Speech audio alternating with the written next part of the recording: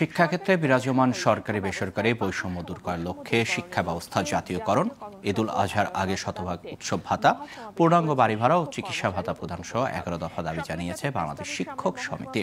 দুপুরে জাতীয় প্রেস ক্লাবের সামনে মহাসমাবেশে এসব দাবি জানান সমিতির নেতারা। শিক্ষক কর্মচারী ঐক্য পরিষদের চেয়ারম্যান ও বাংলাদেশ শিক্ষক সমিতির সভাপতি অধ্যক্ষ শেখ কাউসার আহমেদের সভাপতিত্বে ও শিক্ষক কর্মচারী ঐক্য পরিষদের সদস্য সচিব শামীম আল মামুন জুয়েলের সঞ্চালনায় এই মহাসমাবেশ হয়। শেখ কাউসার আহমেদ বলেন, আর্থিক ক্ষেত্রে সরকারি ও বেসরকারি শিক্ষক কর্মচারীদের মধ্যে রয়েছে পাহাড়সম বৈষম্য। নির্ধারিত সময়ে দাবি পূরণে সুনির্দিষ্ট প্রজ্ঞাপন জারি করা না হলে সারা দেশের এমপিওভুক্ত শিক্ষক কর্মচারীরা 17 মে সকাল 10টা থেকে জাতীয় প্রেস ক্লাবের সামনে লাগাতার অবস্থান কর্মসূচি সহ কঠোর কর্মসূচি শুরু করবে। মাধ্যমিক শিক্ষাকে জাতীয়করণ করতে হবে, পর্যায়ক্রমে উচ্চ শিক্ষাকে জাতীয়করণ করতে হবে। তাই এই শিক্ষা ব্যবস্থা জাতীয়করণ তথা সরকারি এবং বেসরকারি বৈষম্য ঘোষণের লক্ষ্যে আগামী 17 মে শনিবারের পূর্বেই শিক্ষা ব্যবস্থা জাতীয়করণের ঘোষণা দেয়। 3 ভাগ সরকারি স্কুল কলেজ দিয়ে এই বাংলাদেশের মতো জনগণের শিক্ষা ব্যবস্থা উন্নত করা সম্ভব নয়।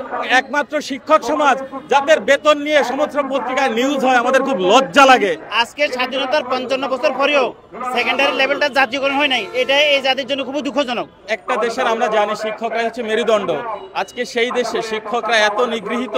বর্তমান যে শিক্ষা ব্যবস্থা, এই শিক্ষা ব্যবস্থা দেশের 97 ভাগ বেসরকারি আর মাত্র 3 ভাগ আছে সরকারি।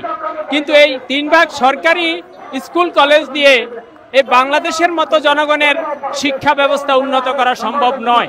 এই বেসরকারি শিক্ষাকে, বেসরকারি শিক্ষকদেরকে, বেসরকারি বিদ্যালয়দেরকে যদি সরকারিকরণ না করা হয়, দেশের শিক্ষা ব্যবস্থা খুবই দুর্বিষণ্ণ হয়ে যাবে এবং এই শিক্ষা ব্যবস্থা দিন দিন অধঃপতন ঘটবে।